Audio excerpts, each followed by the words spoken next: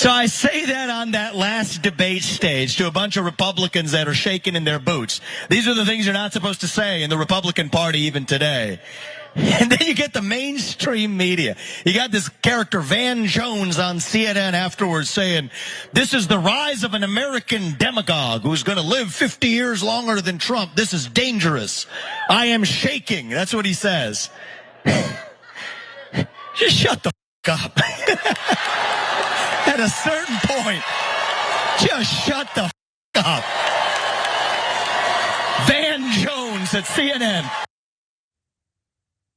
Yeah, it says a lot about the audience that drew a positive reaction. Look, I don't agree with Van Jones on quite a bit, by the way, but I think he is right to criticize Ramaswamy. Ramaswamy is an intelligent guy who knows exactly what grift he is running, literally on the people cheering him right there. His embrace of conspiracy theories that he definitely doesn't believe in, his embrace of people like Alex Jones that he definitely looks down on.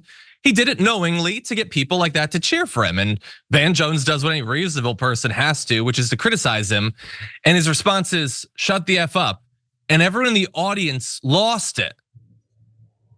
That's not clever. That's not like a burn. You can say that in response to literally any comment. It takes no thought. It takes no intelligence. Why were they freaking out, like bruising their hands to cheer for that? And why is that appealing at all? We were talking about this in the production meeting, Francesca, but like if Bernie Sanders responded to insane, let's say insane criticism of him, and I like Bernie, with just shut the F up, I'd think, okay, what else you got? The standards are so low on that side, but what do you think?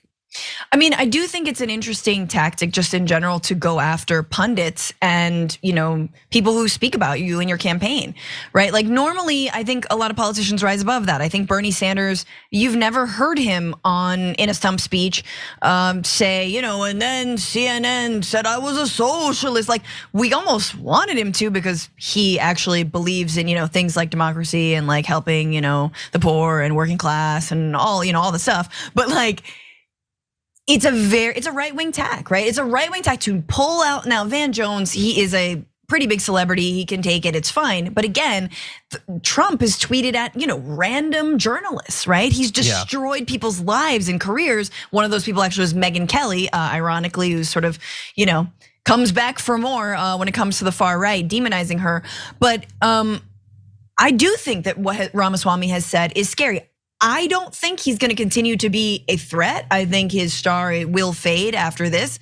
But he has said things that are terrifying to me. I think one of the things he said was the nuclear family is the greatest organizing force in the nation or in the world. And that is very chilling. That is the most like Handmaid's Tale ass crap you could say. Like it is very like, as long as you've got, and obviously he means a straight heterosexual, man, woman, children, organizing force against who?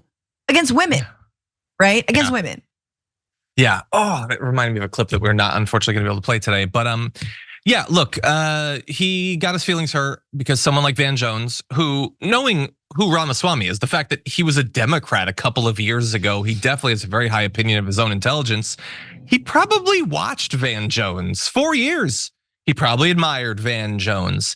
And when Van Jones responds to the person that Vivek has to play on TV by criticizing him, it probably hurts what Vivek thinks of as his true self.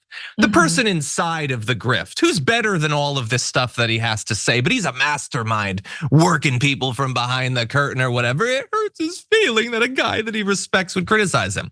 But this is who Ramaswamy wants us to think of him as, a guy who pretends to believe nonsense about false flags and vaccines and climate change and great replacement theory and all of that stuff. Well, he also wants to be accepted, I'm sure, by all the people he used to venerate. And you can't have both of those. You get the admiration of morons like those in the crowd. That's what you get. And nothing better than that. Maybe Marjorie Greene will hug you someday. That's what you get for the grift that you're running.